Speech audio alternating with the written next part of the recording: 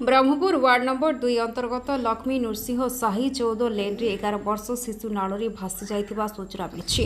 निखोज नाबालक जनक साईराम पात्र एवं तांको घर डायमंड टैंक रोड बोली जଣାपड़ी। से मां सरस्वती शिशु मंदिर पाठ पढ़ुवा जଣାपड़ी। सूचना प्रकार से ट्यूशन सारी घर को फेरिवा समय लगाण वर्षा जो ब्रह्मपुर 2 नंबर वार्ड अंतर्गत लक्ष्मी नृसिंह साही 14 लेन रास्ता बहुत मात्रा पानी जमी जाइथिला।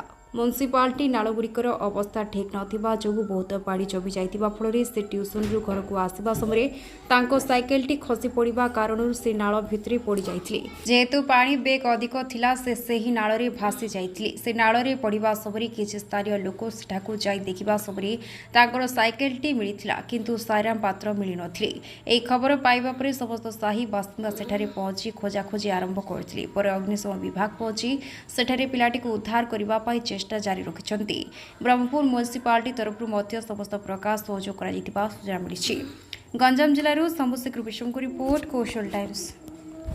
वो साइकिल धरी आसिले आसिले से चप्पल वाला नहीं कि भाईना ताके आगे कहले जे से साइकिल ला खसीला सील भीतर पइला ताके भाईना संगे संगे तळु को उलिले तर मो पिला कुडी दुसुनी साइकिल ला काट देले से पिला कुडी ताके कोन कहउछथि भासी पला को भासी पळेला ले कहउछन भीतर आडा कि लाइन केतळे घटनाटा घटिछि ए गुटे अधंडाडी 15 मिनिट 15 अधंडाडी हबो अधंडा एले आपण साई बासिना मिसिर खोजुछथि नाला भीतर प्रत्येक खोजि देलेनी खुजला जे प्लेट पडाला फायर वाला डकाला नाला भीतर जाई केते लोक जाइछन देखिया को जणा पडुनी। हां हां ठीक अछि भाई ठीक अछि।